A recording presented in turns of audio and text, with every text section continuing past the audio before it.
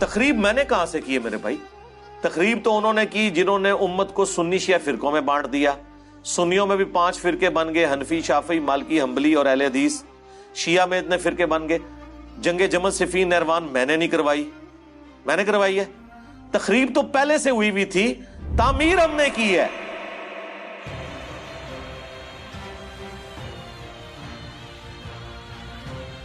یہ قادیانیت اور رفض کا جو مکسچر ہے، یہ شخص، یہ جہنم کا جہنمی، اور سن رہا ہوگا اس بھیڑیے نے وہ چیز کھینچ کے اللہ کے مقدس ولیوں پر لگانے کی کوشش کی. اس رافضی لونڈے نے وہ چیز ان ولیوں کی طرف جو ہے وہ معاذ اللہ منسوب کرنے کی کوشش کی. تو علمی کتابی نہیں ہے، تو دنیا کا سب سے بڑا فسادی ہے، جس کا کام، جس کو مخ کو بٹھایا گیا ہے صحابہ کے خلاف بھونکنے کے لیے. تیرا کام یہی ہے، الو بنا رہا ہے لوگوں کو. میں سے لوگوں کو خریدتے ہیں جنہوں نے لبادہ اہل سنت کا پہنا ہوا ہوتا ہے، اور حقیقت میں وہ رافضیت کے گندے لطفے ہوتے ہیں، جس کی بہت ساری مثالیں ہمارے سامنے موجود ہیں. اسحاق جھال والا مردود اسی قسم کے انسانوں میں سے تھا.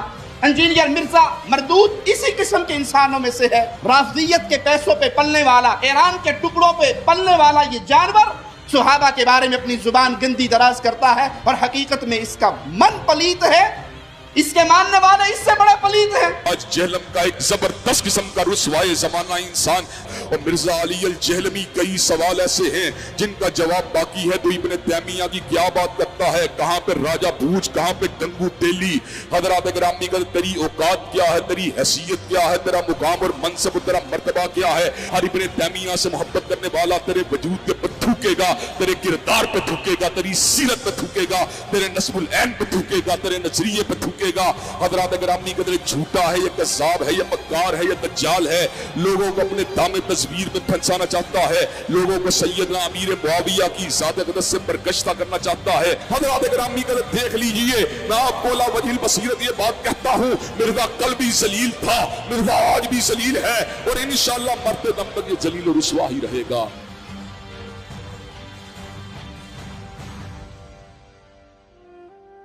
یہ کہہ دینا کہ ولی مر گئے نے انجینئر دے آنے تو بعد، غوث کو تو پیدا ہونے بند ہو گئے نے، میں اعتراض ختم کر دیں گا.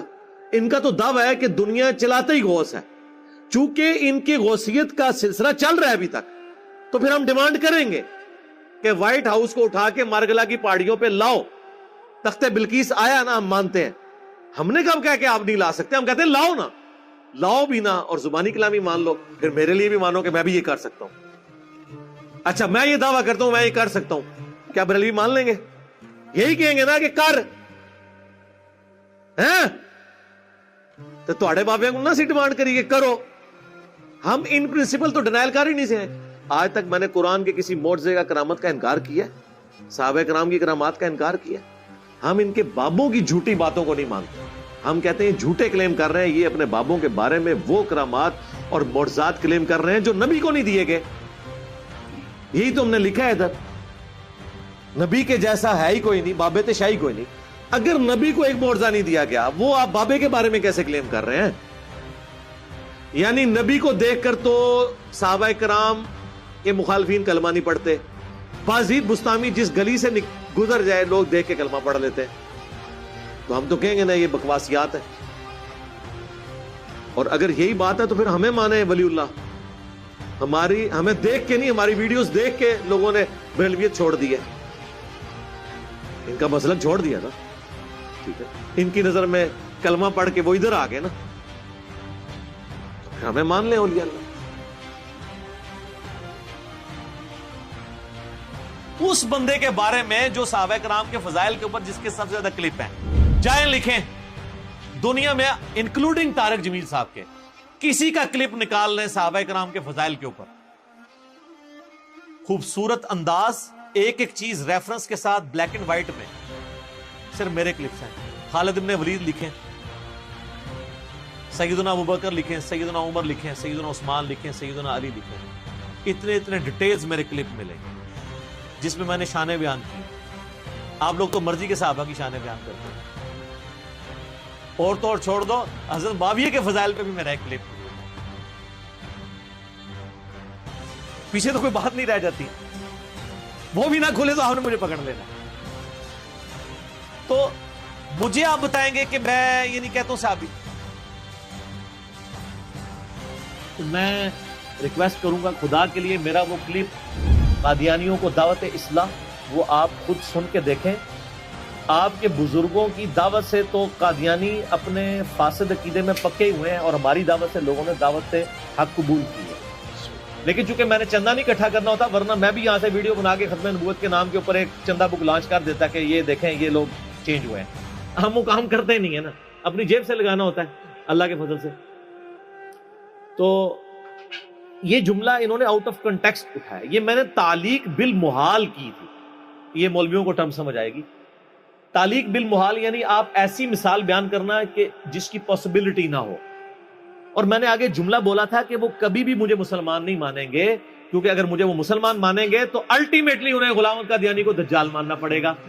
کیونکہ جس شخص کو وہ پیغمبر کلیم کیے ہوئے ہیں میں اسے دجال سمجھتا ہوں, اور اگر اس کو میں دجال کہوں اس کے باوجود میں مسلمان ہوں تو اٹ مینز کہ وہ واقعی دجال ہے, کیونکہ پیغمبر کا انکار کرنے والا تو مسلمان نہیں رہ سکتا. جی پورے کانٹیکسٹ میں بات تھی, اس میں سے ایک جملہ کاٹا اور کہہ دیا کہ جی علی نے یہ کہہ دیا. یہ بریلویوں نے بھی کلپ چڑھایا, اہل حدیثوں نے بھی چڑھایا. اچھی بات ہے, انہوں نے مزید اپنے آپ کو بے عزت کروانا ہے, یعنی اپنے آپ کو مشین پہ چڑھا رہے ہیں نا. جو میں بار بار کہہ رہا ہوں کہ میرے خلاف کلپ نہ بنایا کریں بغیر علمی دلائل کے. اپنے آپ کو آپ خود بخود مشین پہ چڑھا رہے ہیں اور دوسری طرف سے قیمہ بن کے نکلے گا. 3-4 دن پہلے نا مجھے مفتی حنیف قریشی صاحب کا فون آیا حفظہ اللہ تعالی. مجھے کہنے لگے جی انجینئر صاحب مجھے باہر سے لوگوں نے کلپ بھیجا آپ کا, تو میری عادت ہے کہ میں پہلے تحقیق کرتا ہوں اس کے بعد کوئی رائے قائم کرتا ہوں. آپ نے یہ جملہ بولا ہے. میں نے کہا جی ہاں میں نے بولا ہے, لیکن اس کے ساتھ یہ کہتا نہیں, یہ تو پھر آپ نے ٹھیک بات کی, غلط بات تو نہیں کی, یہ تو علمی بات ہے. تو میں نے کہا سر مسئلہ یہ ہے کہ علمی بات تو پھر کم لوگوں کو سمجھ آتی ہے. تو میں نے کہا اب آپ ان علماء کو بھی پوچھیں جو لوگ آپ کو کلپ بھیج کے آپ کو یہ ابھار رہے ہیں کہ آپ میرے خلاف ویڈیو ریکارڈ کروائیں, تو خدا کے لیے پہلے ان کا میں نے اسی لیے آپ سے پوچھ لیا. تو شکر ہے انہوں نے پوچھ لیا, ورنہ اس کلپ کے ساتھ مفتی حنیف قریشی صاحب کی تصویر لگی ہونی تھی تھامبنیل پہ. بچ گئی ہے نا تصویر لگنے سے, اب کسی اور کی لگے گی تو دیکھیں فائدہ ہی ہوا ہے نا. اسی لیے سورہ حجرات میں ہے نا کہ اگر کوئی فاسق خبر لے کے آئے تو تحقیق کر لیا کرو, کہیں تم جہالت میں کسی قوم کو نقصان نہ پہنچا بیٹھو. آج تو اس سے بھی اگلا ورژن ہے, اپنے آپ کو ہی نہ نقصان پہنچا بیٹھو کہ تمہارے خلاف کلپ آ جائے. تو یہ تو ہم نے ایک علمی بات کی ہے, اس کے اوپر کون سا آپ نے ہنگامہ کھڑا کرنا ہے, اور اس ہنگامہ کھڑا کرنے سے آپ کیا سمجھ رہے ہیں کہ میں کوئی پولیٹیکل لیڈر ہوں جو دب جاؤں گا؟ نہیں, ہم تو بھائی اس حسین کے ماننے والے ہیں کہ 3 براعظموں میں پھیلی ہوئی بنو امیہ کی بادشاہت کے مقابلے پہ وہ اپنے بیوی بچوں سمیت کھڑا ہو گیا رضی اللہ تعالیٰ عنہ علیہ السلام.